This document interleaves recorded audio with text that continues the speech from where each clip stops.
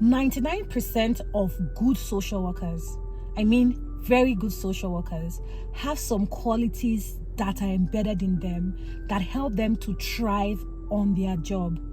From being empathetic to being able to help people and families in very difficult situations, that help them to be, helpful and supportive to those family and people who are vulnerable and in need. Those 10 qualities are what I'm going to be talking about today. So if you're an aspiring social worker or you're a social worker right now and you're wondering what are those qualities that I need to possess, able to flourish on my job and to be exceptional, different from every other social worker that you know, those 10 qualities, I'm going to talk about them today. If you're seeing my face for the first time, hi, welcome to the channel. My name is Obehi, and on this channel I share some social work tips. I'm a registered social worker, I'm a mom, and I'm also a content creator. To my returning subscribers, thank you for always tuning in. Thank you for coming back again to watch today, and I hope today's video gives you one impact or the other. I really appreciate your commitment, your support, and I want to say thank you very much. And I am wearing this today because it is winter time. We had our first snowfall for the season today, and I must tell you, it is pretty chilly. Usually when I film in my car, I will turn off the engine, but I can't because I am freezing cold. So I have to keep the heater in the car on. My seat is a heated seat, so I'm trying to keep warm. My hands are cold, but that's besides the point. Today, we're going to be talking about those 10 qualities that you should possess as a social worker to be able to thrive on the job. So if there's anything that you resonate with in this video, please do well to give the video a thumbs up. If you like content like this, subscribe and turn on post notifications so you do not miss any video when I post any. And without any further ado, let's just jump right into today's video. When you are planning to be a social worker, one of the major skills that you need to have is to be warm and empathetic. Let's say you are a family that needs support, and the person who comes to support you has a very gloomy face, very unapproachable, the person is always frowning. You will not want to work with that person. You will feel like the person is just coming to antagonize you. So as a social worker, you have to be warm and empathetic. You have to be approachable. Your families are supposed to be able to ask you for support. They are supposed to feel like you are a part of them, like you are an ally. And that's why you have to be warm and empathetic. You have to be able to put yourself in their shoes, to be able to understand what they are going through in order for you to give them the appropriate support that they need. The second quality is you have to be caring and compassionate. So people come to us when they are in their lowest point, when they are in their lowest situation. Even if it's families who are struggling that need supports with children welfare or things like that, or someone that is having mental health struggles, they come to us when they are in their worst. So you have to be caring. You have to be able to show them that you care. Some of them have never had anybody tell them that they mean anything. Nobody has ever told them any nice word. So you being caring and compassionate is just what they expect as a social worker. So that skill is very, very important. You also have to be non-judgmental. You cannot judge people because you don't know what the situation is. When you are going into a home for an assessment as a social worker, you are supposed to go without any judgment, without any biases, regardless of whatever you have read on the case file, whatever notion you have, whatever your bias or what you believe, what your beliefs and your personal opinions are. You have to keep all those at home when you're going to work, because you have to go to people without any judgment. Go there with an open mind so you are able to offer them the best support as possible. You also have to be patient and persistent. Most people that we work with, especially those ones that are having like addiction problems and poverty, you have to be persistent. You have to be patient with them. Some of them, they've lived their life in a particular way all their life, and they just need somebody who is going to, be patient with them, help them through whatever struggles they are going through.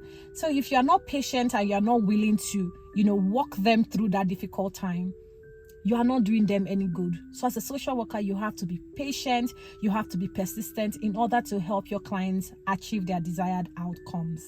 Another important skill to have is that you have to have good communication skills.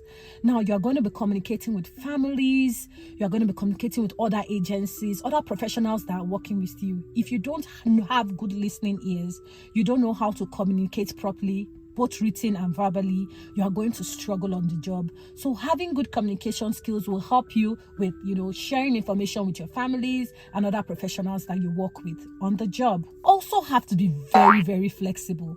This one is very key for people who are working in children's services, people who are working as medical social workers. You have to be very, very flexible. I'll give you an example. Say you're a medical social worker in the hospital and you already have a discharge plan for a client. Probably you're saying, okay, this client is going to go and live with his family.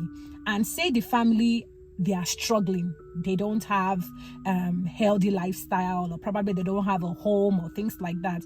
And you already had a plan that this client will go live with his family.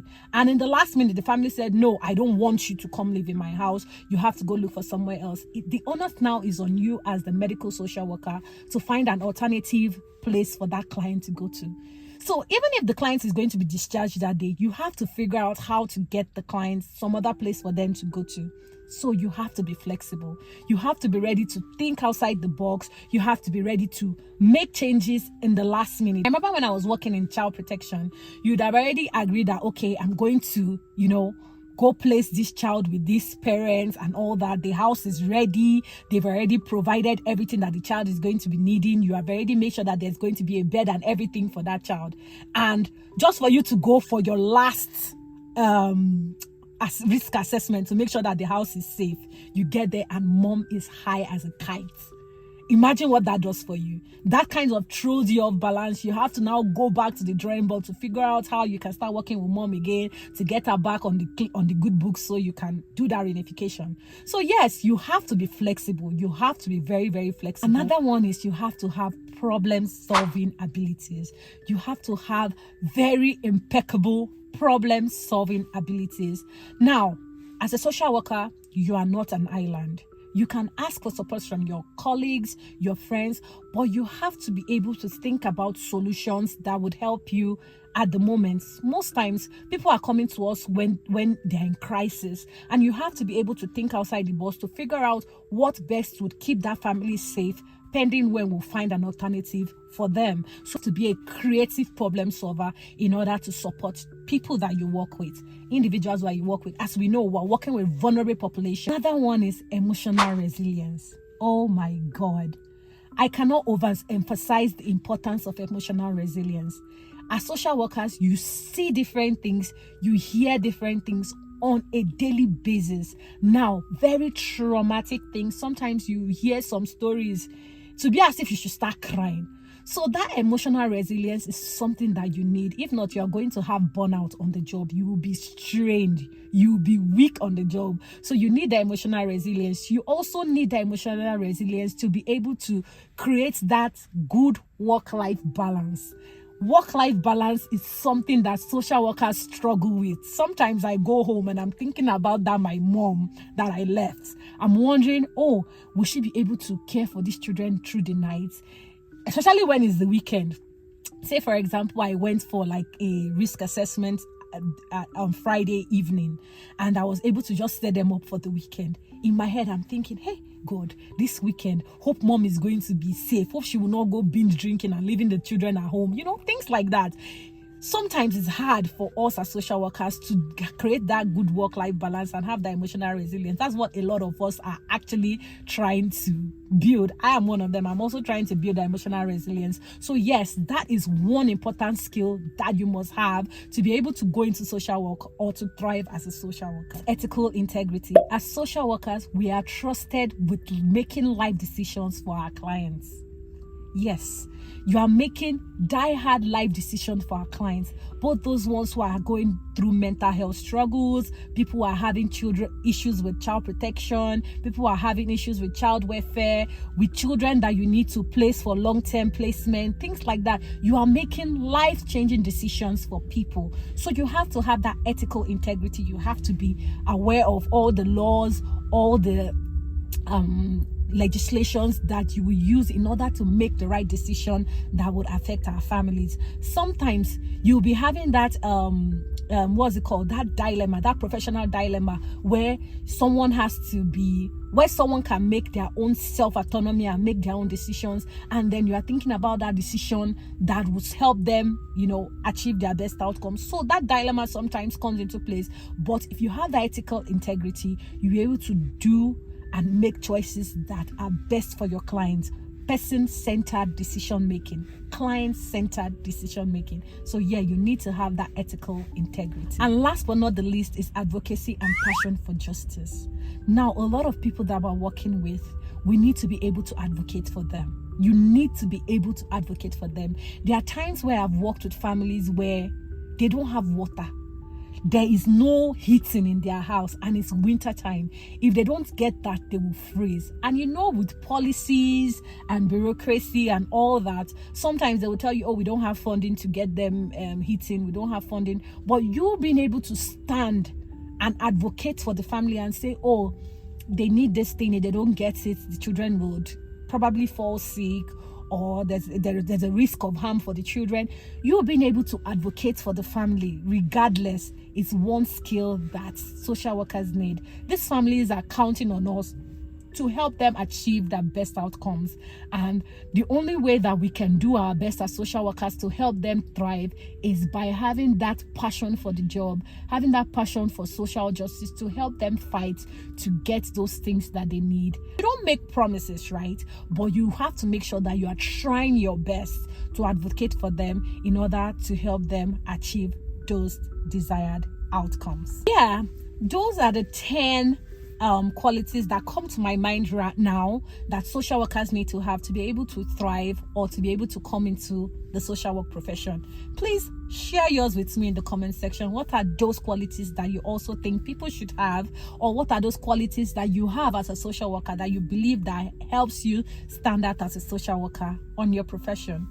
Guys, thank you very much for watching again. If you really found this video helpful in one way or the other, please do all to give it a thumbs up, share it to people that you feel will find it helpful. And guys, I just want to say thank you for watching to this point, and until we see you again in the next one, do have a nice day, guys. Bye.